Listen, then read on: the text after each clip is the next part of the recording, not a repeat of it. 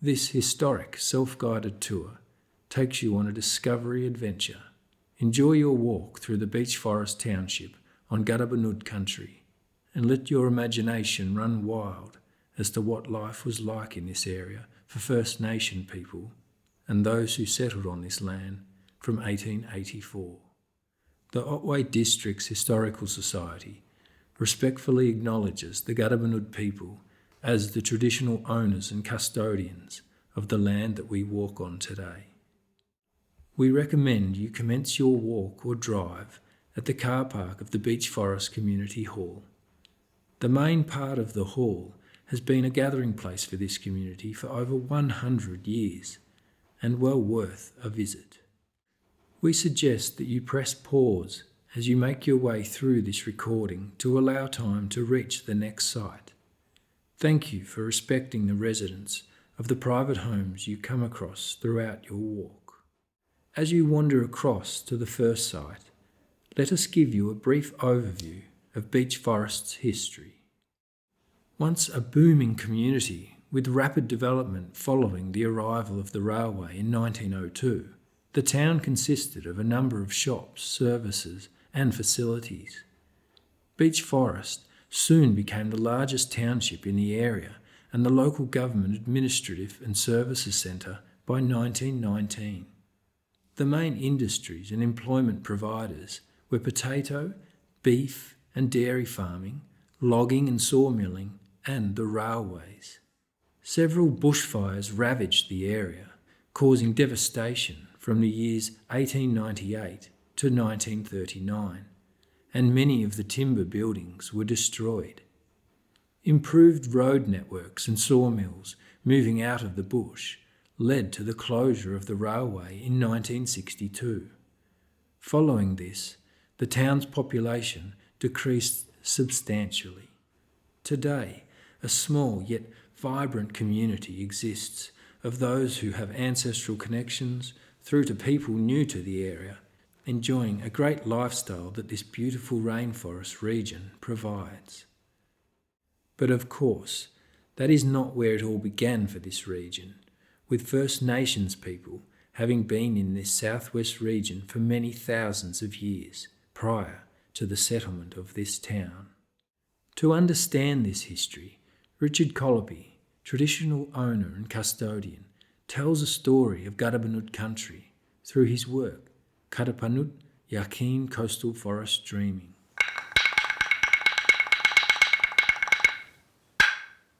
Welcome. Ngatawa. Within the Otways, and just below the surface, both physically and socially today, silently lie traditional songlines, harmoniously dancing along rivers, around wetlands, in seemingly hidden valleys and caves.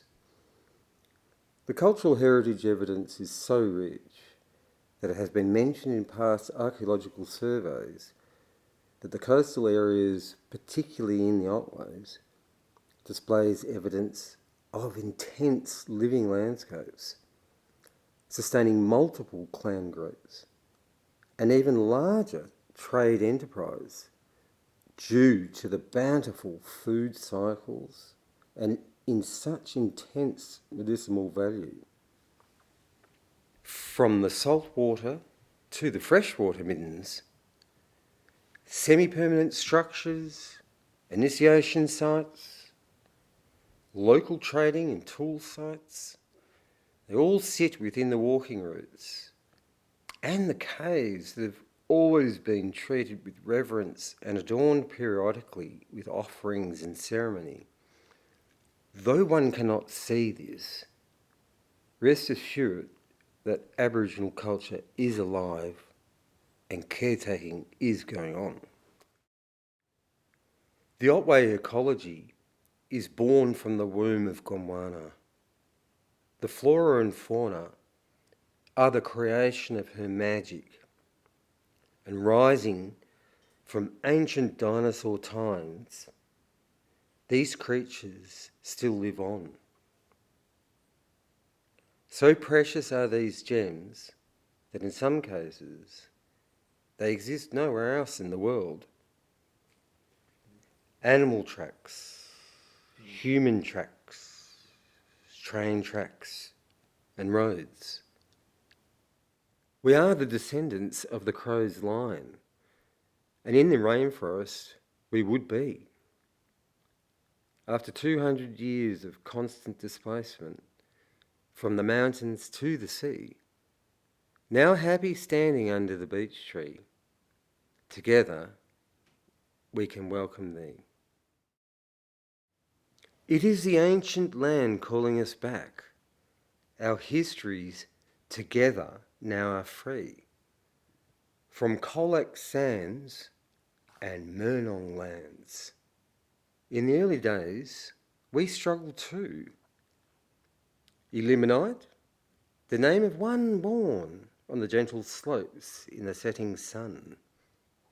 Every place has a name that gives new purpose and direction to run.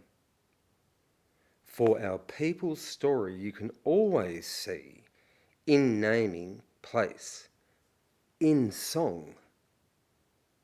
What may seem distant, forgotten or unknown in this forest is as real as the day your soul is born. Now let's commence the tour. Starting at the reserve next to the hall, you will see a memorial of Cliff Young to the west in the form of a gumboot. Albert Ernest Clifford Young, born 1922, died 2003, or Cliffy as he was known, was a potato farmer from Beech Forest who became famous for his Sydney to Melbourne ultramarathon record-breaking win at 61 years of age. Cliffy trained for the race by running in gumboots on his property in Beech Forest. His running style became known and adopted as the Cliff Young Shuffle.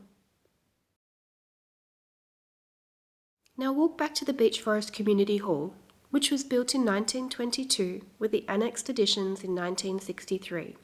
It features a striking Baltic timber panel ceiling, stage and dressing rooms, ticket office and projection room, which are some of the unique features that remain today. It also housed the Shire offices and the impressive council chambers, which is today home to the Otway Districts Historical Society, with 4 permanent display rooms. The hall in its heyday hosted balls, dances, music and movie nights, and provided a venue for societies and clubs to meet. The community meeting place tradition continues today. Behind the hall in Cliff Young Drive, you'll see the impressive War Memorial, a granite obelisk and honour roll sitting on locally quarried stone. Erected in 1949 to commemorate the World War II sacrifices of the district's residents. In 2006, the sandstone plinth was added to commemorate 3 RAF airmen killed in a plane crash near Beech Forest in 1942. Artefacts from the wreckage can be seen in the Otway Districts Historical Society history rooms, along with the World War I honour boards. Today we can reflect on those who left Beech Forest to contribute to the war efforts, and on the hardships faced by the women, children and others who struggled to maintain community and family life as they once knew it. From here we wander down Cliff Young Drive towards Main Road heading east. Along this road are the original houses from Beech Forest's heyday. The Church of England Presbytery, still standing and now a private residence, a blacksmith, Methodist church, and the station master's house on the left were also located here. The last house, standing on the right before Dennett's Track, was once a private hospital and consulting rooms, then later the Beech Forest Post Office. This 1905 building was originally the residence of Dr. Backhouse. In 1918 it became a post office providing full postal services to the Otway region, operating until 1994. Note the telephone box on the right, circa 1950. Next door is the site of the General Store, which was established in 1914, being relocated from an earlier site on Main Road. This store became the largest of its type in the area, remaining open until 1975 and eventually being demolished in 2004. Today, you can see the remains of the original petrol Bowser. The Bowser panels can be seen in the history rooms of the Otway Districts Historical Society. Crossing over Main Road, you will enter the John W. Gardner Reserve. This reserve area extends to the commencement of Southbourne Street to the west and includes a memorial stone commemorating John Gardner, a committed pioneer and first settler of the area who arrived in 1884 at the age of 23. Gardner was instrumental in establishing many town services and businesses. Another commemorative stone depicts the anniversary of the first bush nursing facility in Victoria. In this area, you will also see the metal stencils depicting the railway and a historic photographic display in the tourist information bay. The police lockup, a fine example of a single-cell timber lockup used as a temporary holding place, was originally located in the grounds of the police station on the corner of Old Beech Forest Road, later moving to the second police station site on Dennett's Track, still standing and a private residence, before being moved to this site following the closure of the police station in 2012. The Beech Forest Railway Station sign is here in its original location of the station. The arrival of the narrow gauge Colac to Beech Forest line was the most significant event in the town's history, with the first train arriving on the 17th of February 1902. In 1911, the line was extended west to Crows, which greatly benefited the region's economy. The line closed on the 30th of June 1962. Across the road, the Beech Forest Butter Factory operated here, servicing approximately 50 local farms from 1902 to 1924. Today, the factory well, which you can see covered by a deck, are the factory's only remains. The building burnt down in 1937. The well has Victorian heritage recognition as a site of historical significance. The Beech Forest Hotel on the left continues the town's historic past as the hub of the Beech Forest community. Gardner's Ditchley Park Hotel obtained the first liquor licence in 1888, followed by the second hotel in 1914 of the same name, which was located closer to the railway station fronting Southbourne Street. This hotel burnt down in 1961. The new hotel was built in the main street in 1963 before being remodelled in 1998 after a fire destroyed the bar and kitchen. Opposite the hotel is the site of the bakery and the baker's residence, still standing and built in 1939. The first bakery existed on the Gardner Hill area to the west, and the second in Main Street until 1930. The wood-fired oven, built in 1908, survived the 1939 bushfire that destroyed the building until another was constructed around the still-standing oven. The bakery was an important meeting place, offering warmth from the harsh weather conditions. The oven produced 140 loaves of bread 3 days a week until the store's closure in 1978. The oven has moved to different sites across the region and has now returned to Beech Forest with plans well underway for its resurrection. Continue on Main Street until you reach the railway turning loop. Here, imagine the Colac and Crows lines as they entered the Beech Forest yard after dropping off passengers at the station. This turning loop created a junction where trains had to be turned in a balloon loop designed to reduce the wear on the wheels of the narrow gauge trains. Local families enjoyed playing tennis at the court constructed in the centre of the loop in the 1930s. You are now close to the corner of Southbourne Street, East End. Continue along Southbourne Street, which was an alternative area for businesses and services that moved down from Gardner Hill. John Cockerell, Charles Buchanan, and John Gardner, the three earliest settlers, became rival business owners, providing land in a bid to develop more services and shops on this street, which was more strategically placed close to the station. Along with the second Ditchley Park Hotel, the station master's residence, still standing today, was also moved to Southbourne Street. At the end of Southbourne Street, you will find St Ainslam Vicarage and Church. Of the many dominations once represented in Beech Forest, this church is the only one still providing services. Constructed in 1910 on Main Road, following the destruction of the original church on the Gardner Street site, it was moved to this site in 1946. The bell tower was relocated here from Port Fairy and first tolled in 1959. The vicarage, constructed in 1939, also became home to the Beech Forest Preschool in 1973 and is now the home of the Artreach Gallery Cafe. From here you can follow the Beechy Rail Trail to Old Beech Forest Road, crossing the road to the Beech Forest School, which is now a private residence. The Beech Forest School, SS number 3235, opened in 1909 and reached its peak in 1911 when it was extended with the inclusion of a gallery of raised flooring. There was an attendance of 94 students, most of whom trudged long distances, often through the rain, hail and snow, to attend. This was a second school, with the first opening in a room in the Ditchley Park Hotel in 1895. The school's enrolment dwindled to 7 by 1979 and closed in 1980.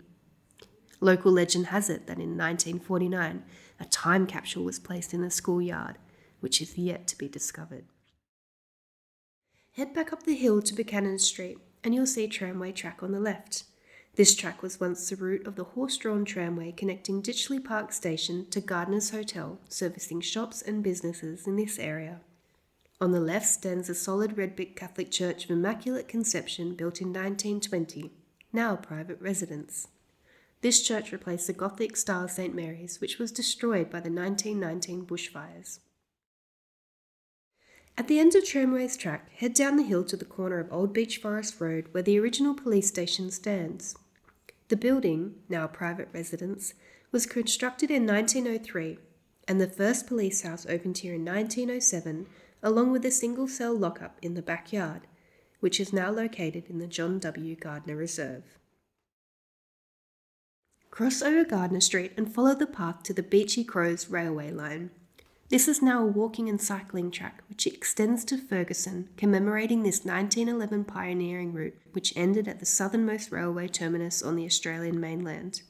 This stunning bioregion, with a historic aqueduct, takes you through a fern canopy to a magnificent panoramic vista of rolling hills and valleys through to the Southern Ocean. At night, and with the right conditions, you'll see glowworms on the forest walls. A great way to conclude your walking tour. Having completed the Beech Forest Town walking tour, you may now be ready to drive beyond the town's borders and discover some further historic sites of interest. A very popular place to start is the Displaced Persons Camp and the Redwood Forest. Approximately 7 kilometres southeast of the town down Binns Road and located on the banks of the heritage-listed Eyre River, Sequoia sempervirens were planted here in 1936, with over 200 standing today, the tallest at over 60 metres. They provide a mystical sanctuary, having grown under ideal conditions beside the Eyre River. A World War II displaced persons camp was established here in 1948 under the federal government's populate or perish immigration policy. This area provides an ideal picnic spot. Also in this area are the Hopetoun and Beecham Falls. Heading back through the town and turning to the right down Old Beech Forest Road, you will come across the Ditchley Park Racecourse and Recreational Reserve, which is 1.2 kilometres from the town and was established by John Gardner as the site for the Beech Forest Turf Club in 1893. The annual race day and other sporting events became significant social occasions, as this was one of the few sites with suitable flat terrain. The original grandstand, unique in its construction on a tree stump and used as a dance floor during the Governor of Victoria, Earl Hopetoun's visit in 1893, was destroyed by fire in 1906. Drive further down the Old Beech Forest Road towards Dinmont, past the Old Beech Forest Quarry on your right, for 5 kilometres to where Kincaid's Mill stood on the left. Here there are tramway log lines which are in a reasonably good condition, still located on private property. This was the first timber tramway to be connected with the Beech Forest railway line. Devitt Sawmill also operated in this area from 1907 to 1919 and featured an incline with a stream winch site on the log line and an access line to the original Devitt Brothers siding. You will find a boiler relic here and a railway tank further down on the opposite side of the road, where the Beechy used to stop for passengers to disembark while the water tanks were refilled. Heading west out of town and driving 8.8 kilometres, you will come across the Wielangta Historic Cemetery on the right. Listed as a site of historic significance, the cemetery was opened in 1907, with the last burial being in 1938. It contains over 60 known burials of selectors of the Otway District, people associated with the timber industry, children, victims of remoteness from medical care, and timber workers resulting from accidents. Currently, there are only 5 marked graves remaining. Heading back towards Beech Forest is Triplet Falls in Wielangta. Wander through the forest floor to 3 distinct cascades, a moderate 2-kilometre return. On the return to the car park, you will see the remains of the steam boiler and timber bogie from Knott's No. 1 mill, one of the largest mills in the West Otway region, which operated from 1909 to 1929. Thank you for listening. We hope you enjoyed your tour. The Beech Forest History Rooms are open at the Hall on Tuesday afternoons during a year and Sunday afternoons during January. Contact Otway Historical Society at gmail.com for more information, or visit our website at www.otwayhistory.com. Otway Districts Historical Society gratefully acknowledges the Local History Grants Program and Public Record Office Victoria, supported by the Victorian Government through the Community Support Fund.